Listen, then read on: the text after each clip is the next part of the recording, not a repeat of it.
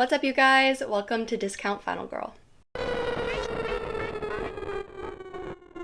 Hello, everyone. It is so good to see you again. If you're new here, my name's Jess, and I like to talk about movies that make you want to sleep with the lights on. And today, we will be discussing one of the most underappreciated modern horrors, Sinister. Sinister is a 2012 supernatural horror movie directed and co-written by Scott Derrickson and C. Robert Cargill. True crime writer Ellison Oswald is in a slump. He hasn't had a bestseller in more than 10 years after his hit Kentucky Blood, and is becoming increasingly desperate for his next 15 minutes of fame. When he hears of a case involving a murdered family and a missing young girl, he moves his own family into the victim's home without their knowledge and gets to work. However, when old film footage and other clues hint at the presence of a supernatural force, Ellison learns that living in the house may be fatal. Be forewarned that I will be discussing this movie in depth, so if you have not seen it, you're about 10 years too late. Let's get this right out of the way. I know it's a point of contention for some people, but in my humble opinion, Sinister is one of the scariest movies that I have ever seen. And if you don't agree with me on this, that's great. I actually think it's really cool how I could think something is the scariest thing I've ever seen, and you think that it's the stupidest shit in the world. The subjectivity of horror is one of the most interesting things about the genre. I was in high school when this movie came out and had the audacity to think that I was desensitized to horror blockbusters because all that had come out in the past few years were shitty remakes and weird alien movies. So when my friend suggested we go see Sinister, I was like, great, no problem, that looks good. I'm not gonna embarrass myself. And I knew it the second I sat my ass down in that theater that I definitely did not sneak into because it was rated R. As soon as I sat down in that theater, I knew I was in trouble. And I think the second that opening title scene started playing, the whole theater just went still. We are immediately introduced to this movie by a Super 8 film clip showing a family being hung from a tree branch. It's not a short clip either.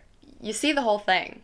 And while at the time I didn't appreciate it, looking back on it now, this was one of the many reasons why I respect this movie so much. They had the balls in 2012 to start this movie off with a scene that was guaranteed to affect and disturb its viewers.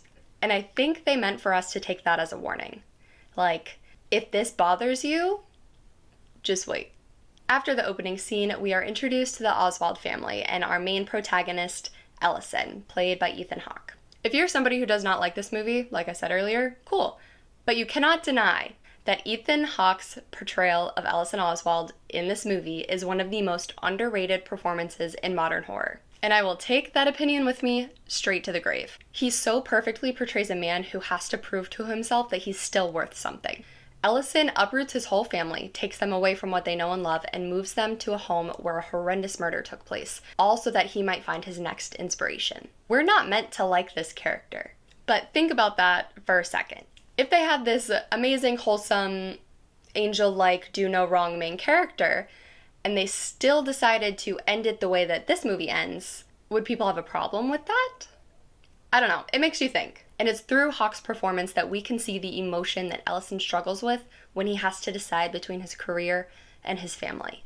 While his family's unpacking from their move, Ellison finds a box in the attic that's full of Super 8 film reels that were definitely not his and were definitely not in those online realty photos, because he makes sure. He checks out the name to these little films, and they're nothing crazy.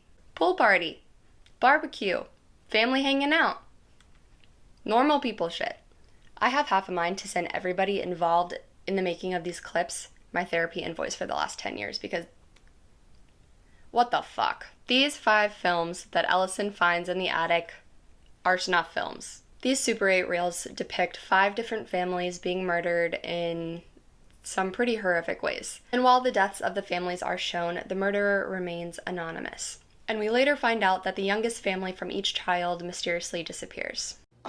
Child. Anyway, so The co-writer for this movie, C. Robert Cargill, actually came up with the premise himself. He said that his inspiration for Sinister came to him in a dream after he watched The Ring. Let me know if you want to hear my thoughts on that movie. It's probably going to be a hot take. In this dream, he said he discovered a film in his attic that depicted the hanging of an entire family. Can we get like a wellness check on this guy? Like, what did you eat before bed that night? Actually, we know he's doing just fine because he then went on to co-write and produce movies like Doctor Strange and the upcoming movie, also starring Ethan Hawke, Black Phone.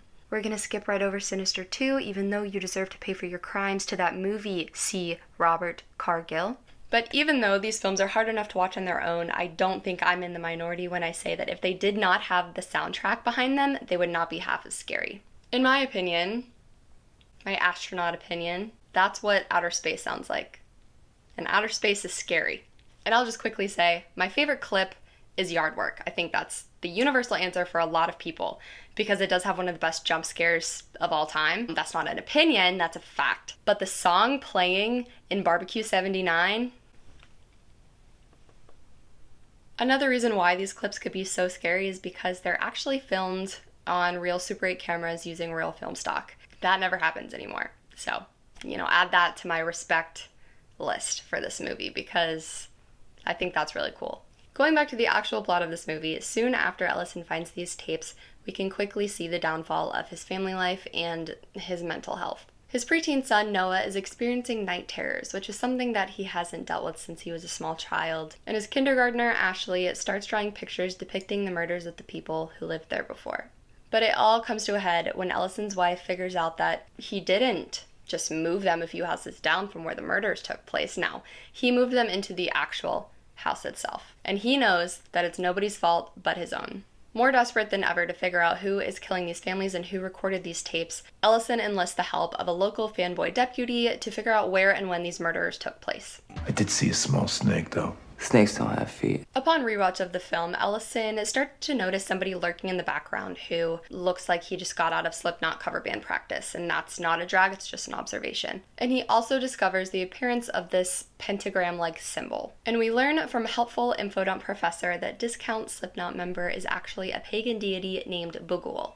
Now, I know this is where the movie starts to go downhill for a lot of people, and I absolutely understand. Even though Bughuul was fabricated for the sake of this story, his character actually is based on a real pagan deity named Moloch. And Bughuul is also based on somebody who might be just as scary as he is. The best kind of prize is a surprise. I promise I'm not lying. In creating a villain for this film, C. Robert conceptualized a new take on the boogeyman. You'll hear Bughuul in this movie be called Mr. Boogie, which I absolutely refuse to call him that. I'm not calling him that. That's stupid. Cargill's idea was that this boogeyman was going to be both seductive and terrifying to children, much like Johnny Depp's performance of Willy Wonka in Charlie and the Chocolate Factory. But when it came down to the nitty-gritty and they needed to decide who and what their villain was going to be and what he was going to look like, they ended up scrapping the idea of Boogeyman Willy Wonka because they didn't think that audiences would like that. And I'm so pissed about this. Imagine if they went Uncanny Valley Willy Wonka. I wish they would have taken it there. But look on the bright side.